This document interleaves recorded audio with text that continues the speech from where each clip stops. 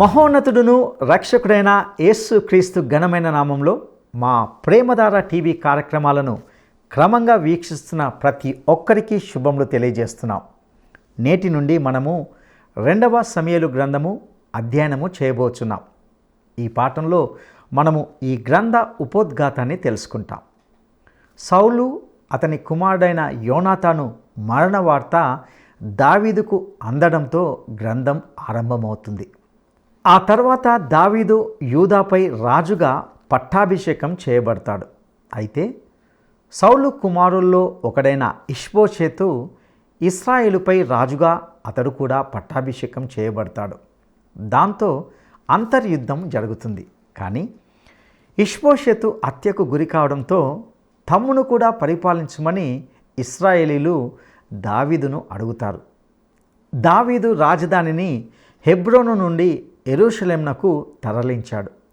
యెరూషలేంలో దేవాలయాన్ని నిర్మించాలనే దావీదు కోరికను దేవుడు తృణీకరించాడు. కానీ అతనికి కొన్ని వాగ్దానాలు చేశాడు.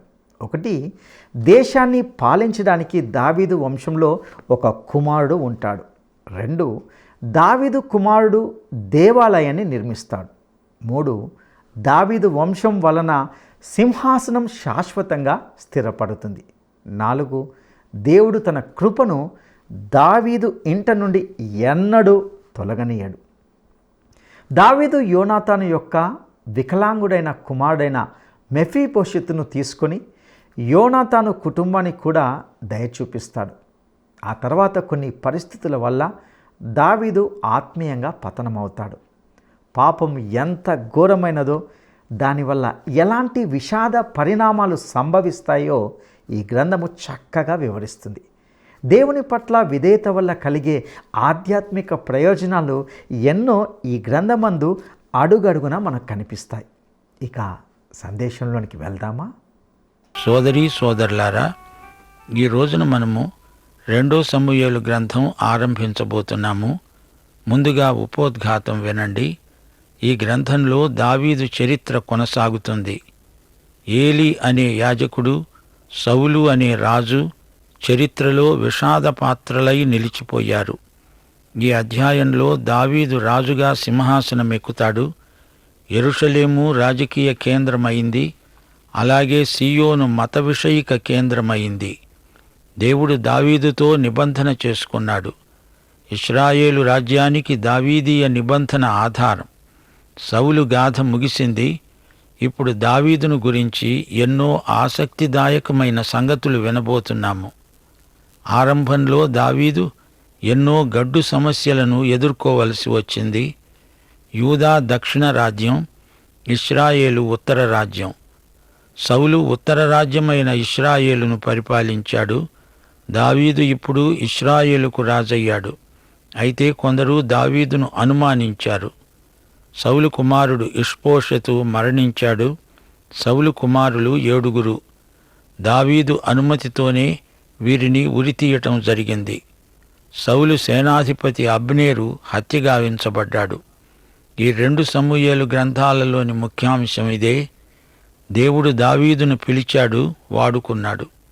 దావీదులో ఎన్ని బలహీనతలున్నా అతడు దేవుడు పిలిచిన వ్యక్తి.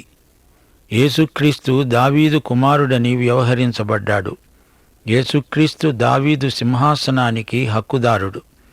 దావీదు నిబంధన మెస్సియా రాజ్యానికి ఆశాతార, మహిమ నిరీక్షణ. సోదరీ సోదరులారా, గమనించండి. ఈ 2 సమూయేలు గ్రంథాలు చరిత్రలో దేవుడు జరిగించిన గొప్ప కార్యాలను వివరిస్తాయి.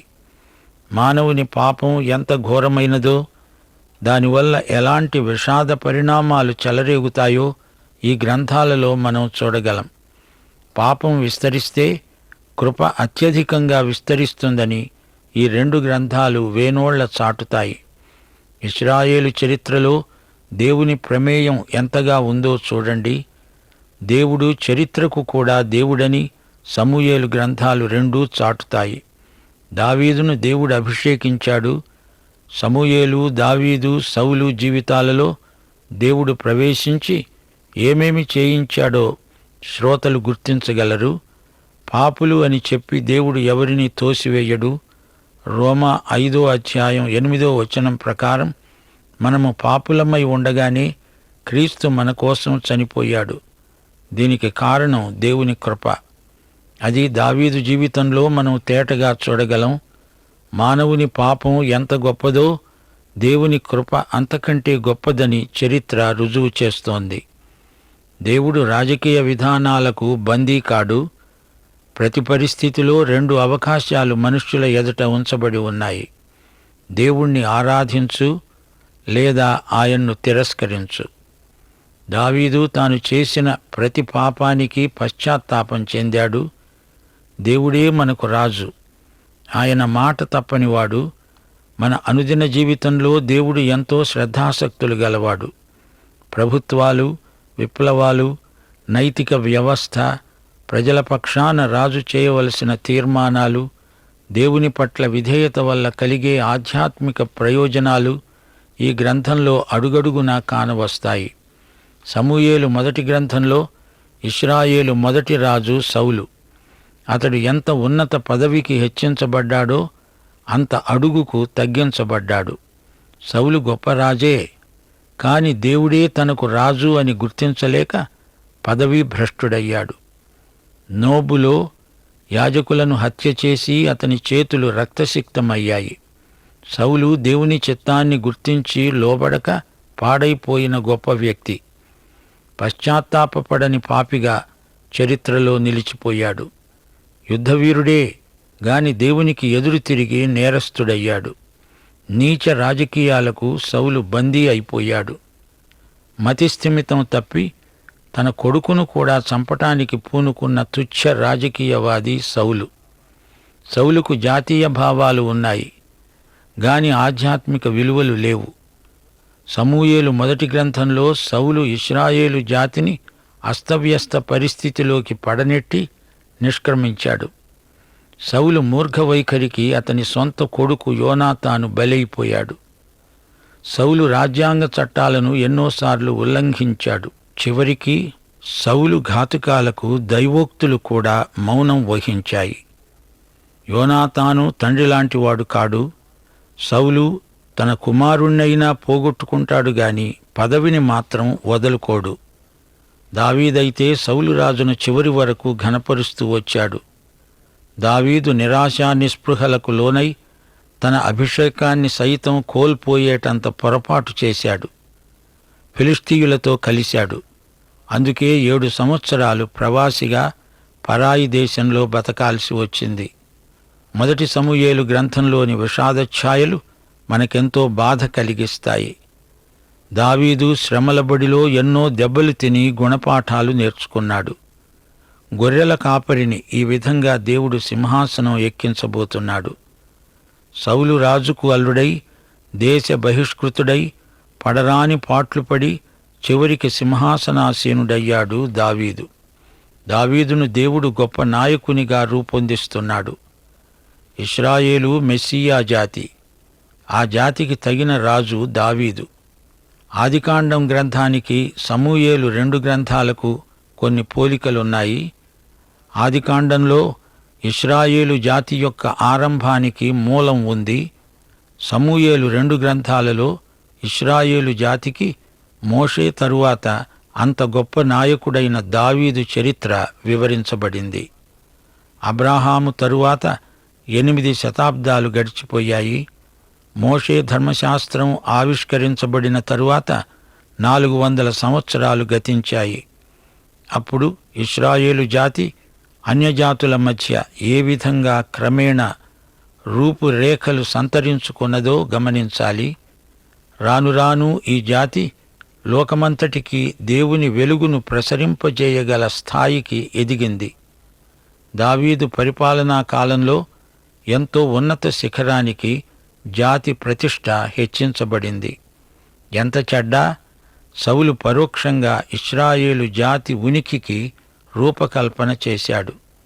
అదే పునాదిపై దావీదు జాతిని తీర్చిదిద్దాడు. సమూయేలు ఇశ్రాయేలు జాతికి రాజ్యాంగ చట్టాన్ని తయారు చేసి ఇచ్చాడు. సమూయేలు రాజ్యాంగ నీతిని చట్టబద్ధం చేశాడు. ఇశ్రాయేలు జాతికి నాగరికత నేర్పినవాడు సమూయేలు. రామాలో నాయోతు ప్రాంతంలో సమూయేలు పర్యవేక్షణలో రాత, చదువు, సంగీతం, చారిత్రక స్పృహ ఎంతగానో పెంపొందాయి. షిలోహు శిథిలమైన తరువాత రామా ఇశ్రాయేలుకు సాంస్కృతిక కేంద్రమైంది. ప్రవక్తలు ఇక్కడే శిక్షణ పొంది ఆయా ప్రాంతాలకు సేవార్థమై పంపబడ్డారు. ఈ ప్రవక్తలు జాతికి ఆధ్యాత్మిక రాజకీయ స్ఫూర్తిని ప్రకల్పన చేశారు. గాదు అనే ప్రవక్త దావీదుకు మంచి స్నేహితుడు. ఇతడు సమూయేలు వద్ద శిక్షణ పొందిన దైవ సేవకుడు. దావీదు దేవాలయమందు నియమించిన సంగీత బృందం ఆరాధనలో ఉజ్జీవానికి సాధనమైంది. యెహోవా నా కాపరి, నాకు లేమి కలుగదు, నాకు లేమి కలుగదు. యెహోవా నా కాపరి, నాకు లేమి కలుగదు, నాకు లేమి కలుగదు.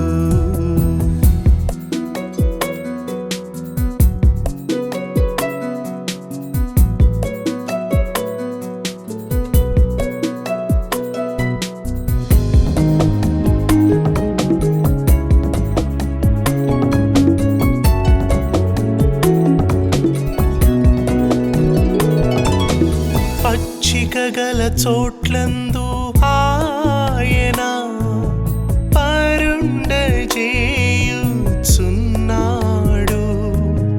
పచ్చిక గల చోట్లందు ఆయన పరుండజేయుచున్నాడు, పరుండజేయుచున్నాడు, పరుండజేయుచున్నాడు.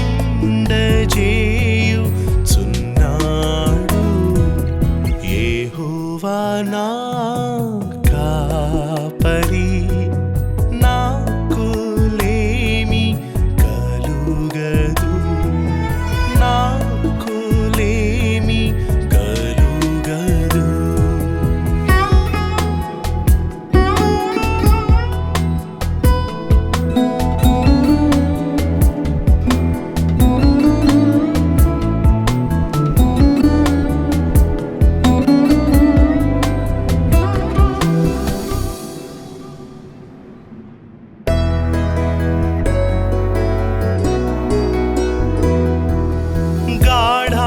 గాఢాంధకారపు లోయలో నేను సంచరించినను,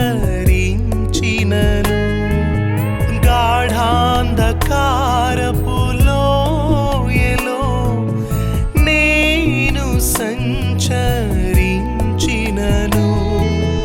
నేను సంచరించినను, నేను సంచరించినను.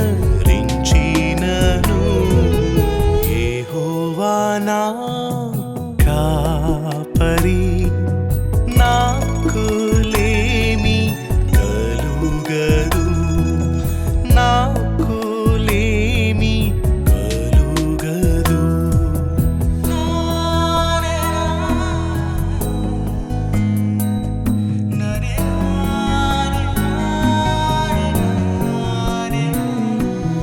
నూనెతో నా తలనంటెను, నా గిన్నె నిండి పొర్లుచున్నది. నూనెతో నా తలనంటెను, నా గిన్నె నిండి పొర్లుచున్నది, నా గిన్నె నిండి పొర్లుచున్నది, నిండి పొర్లుచున్నది. యెహోవా నా కాపరి, నాకు లేమి కలుగదు, నాకు లేమి కలుగదు.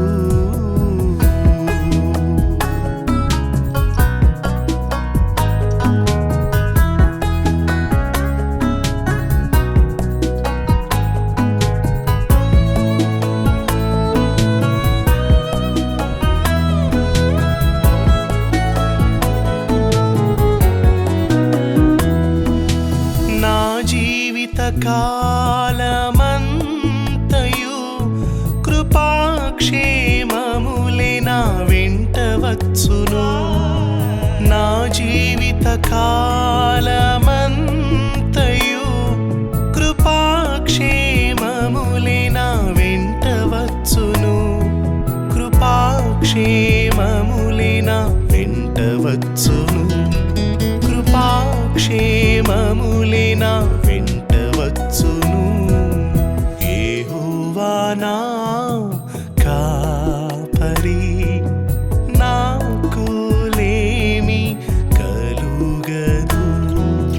నాకు లేమి కలుగదు.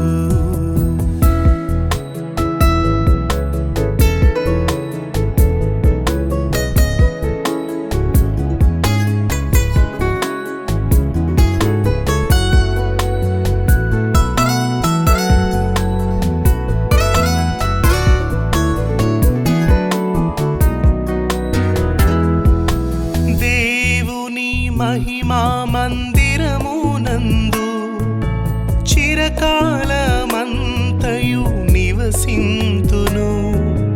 దేవుని మహిమా మందిరమునందు చిరకాలమంతయు నివసింతును. చిరకాలమంతయు నివసింతును. దావీదు కీర్తనలు ఇశ్రాయేలు యొక్క ఆరాధనా సంస్కృతిలోని ఆధ్యాత్మిక విలువలను ఎత్తిచూపుతాయి.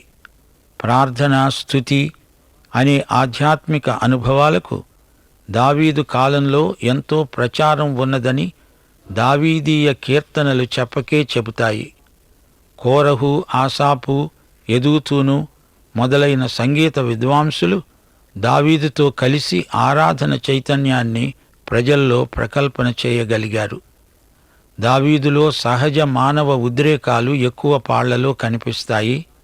అయితే ఎంతో ఉదాత్తమైన ఆధ్యాత్మిక సంస్కృతి అతని అంతర్మథనం నుండి వెలువడింది. దావీదు కవితల్లోకెల్లా 51వ కీర్తన మచ్చుతొనక. ప్రియ శ్రోతలారా, 2 సమూయేలు గ్రంథం దావీదీయ కీర్తనల్లోని భావాలను అతని జీవితంలో నుంచి ఎత్తి చూపుతుంది. అందుకే ఇది గొప్ప గ్రంథమని మా శ్రోతలకు జ్ఞాపకం చేస్తున్నాము. దావీదు దేవుని హృదయానుసారమైన మనిషి. సౌలులాగా దావీదు గర్విష్టి కాడు, మూర్ఖుడు కాడు. అతడు అధాటున పాపం చేసినా పశ్చాత్తాపంతో అతని గుండె తుకతుక ఉడికిపోయేది. కీర్తనలు 51:4 వచనంలో దావీదు ఆక్రందన వింటే మన హృదయాలు కరిగిపోతాయి. దేవా, నీకు, కేవలము నీకే విరోధముగా నేను పాపం చేశాను. నీ దృష్టి ఎదట నేను చెడుతనం చేసి ఉన్నాను. కావున ఆజ్ఞ ఇచ్చేటప్పుడు నీవు నీతిమంతుడవై కనిపిస్తావు, తీర్పు తీర్చేటప్పుడు నిర్మలుడవై అగపడతావు. 2 సమూయేలు గ్రంథంలో ఇశ్రాయేలు సామ్రాజ్యం ఎలా విస్తరించిందో చూడగలం.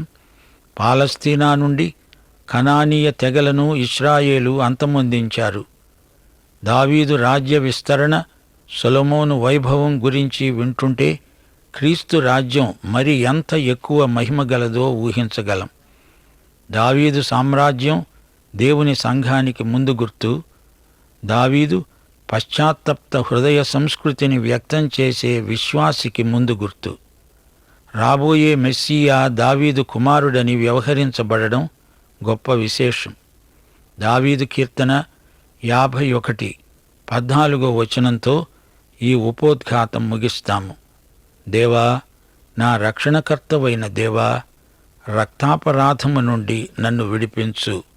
అప్పుడు నా నాలుక నీ నీతిని గురించి ఉత్సాహగానం చేస్తుంది.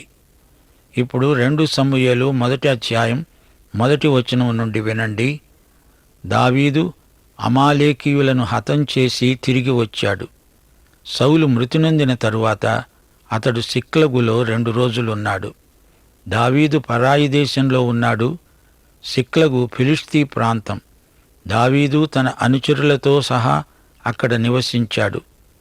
అమాలేకీయులపై యుద్ధం ప్రకటించాడు. కొల్ల సొమ్ముతో అతడు జీవిస్తున్నాడు.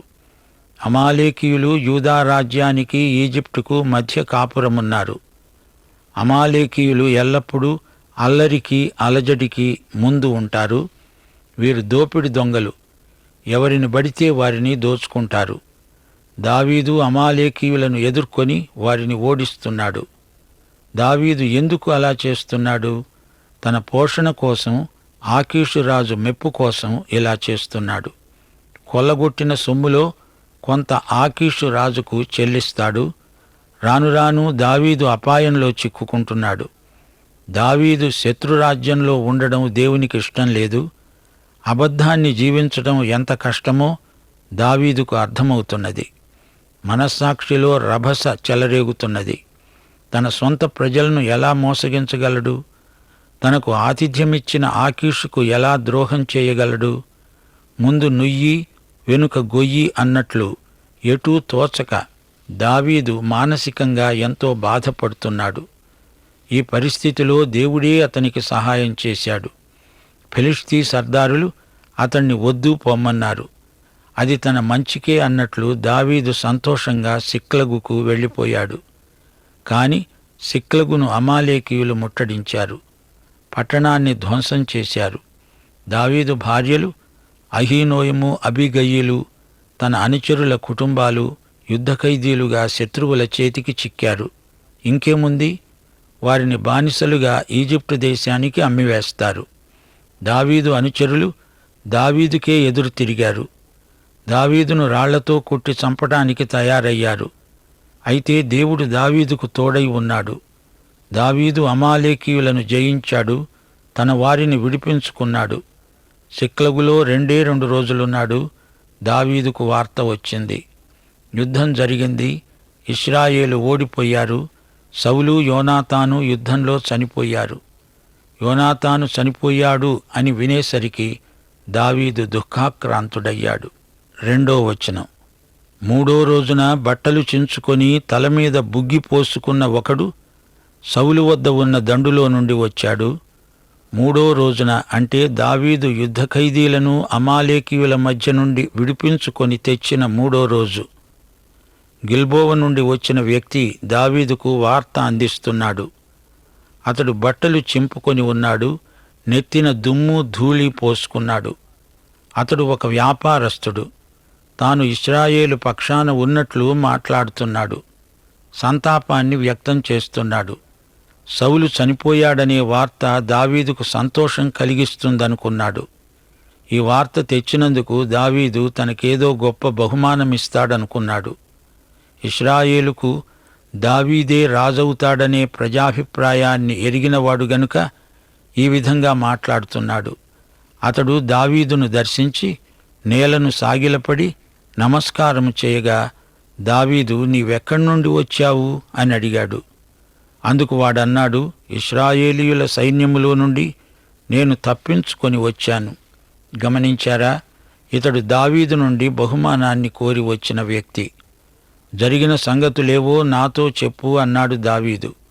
ఆ వ్యక్తి అన్నాడు, జనులు యుద్ధమందు నిలువలేక పారిపోయారు, అనేకులు పడి చచ్చారు, సౌలు అతని కుమారుడైన యోనాతాను చనిపోయారు. దావీదు అడిగాడు, సౌలు అతని కుమారుడైన యోనాతాను మరణమయ్యారని నీకెలా తెలిసింది? వాడన్నాడు, గిల్బోవ పర్వతానికి నేను అకస్మాత్తుగా వచ్చినప్పుడు సౌలు తన ఈటె మీద ఆనుకొని ఉన్నాడు.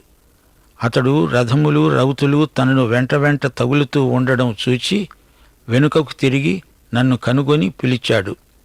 శ్రోతలు గమనించారా? ఇతడు ఊహించి కట్టుకథ చెప్తున్నాడు.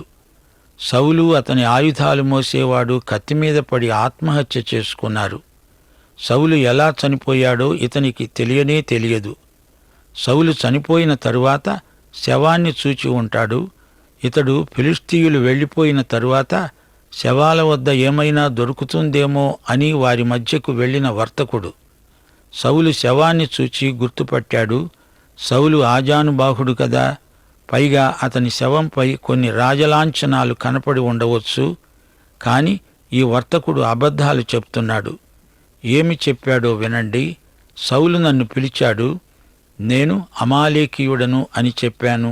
అతడన్నాడు, నా ప్రాణం ఇంకా నాలో ఉన్నది, తల తిప్పుతున్నది, నేను బహుబాధపడుతున్నాను, నీవు నా దగ్గర నిలువబడి నన్ను చంపమని అడిగాడు. ఈలాగు పడిన తరువాత అతడు బ్రతుకడని నేను నిశ్చయించుకొని అతని దగ్గర నిలిచి అతణ్ణి చంపాను.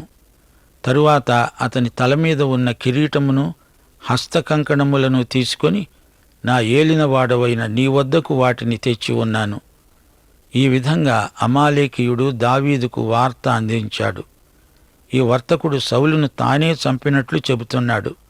కాని సౌలు ఆత్మహత్య చేసుకున్నాడు. తరువాతి కథ వచ్చే పాఠంలో వినండి.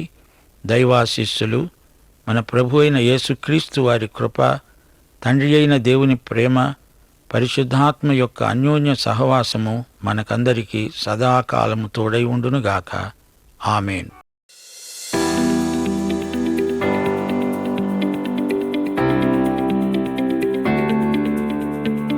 దావీదు ఎన్ని సంవత్సరాలు పరవాసిగా పరాయి దేశంలో బ్రతకాల్సి వచ్చింది? దావీదు ఎన్ని సంవత్సరాలు పరవాసిగా పరాయి దేశంలో బ్రతకాల్సి వచ్చింది? 1 7 2 10 3 8. ఈ ప్రశ్నకు సరైన జవాబును ఈ వాట్సాప్ నంబర్కు పంపండి.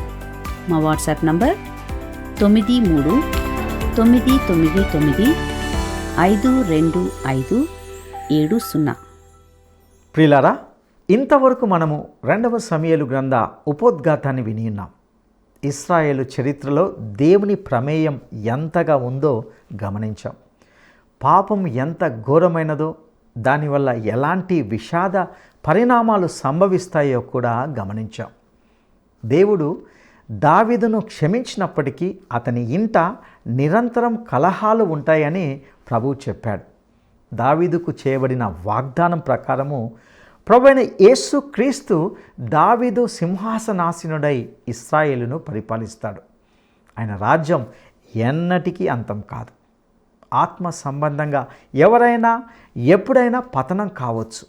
దేవుణ్ణి అనుసరించాలని నిజంగా కోరుకొని దేవునిచే గొప్పగా ఆశీర్వదించబడిన దావీదు లాంటి వ్యక్తి కూడా శోధనకు లోనయ్యాడు.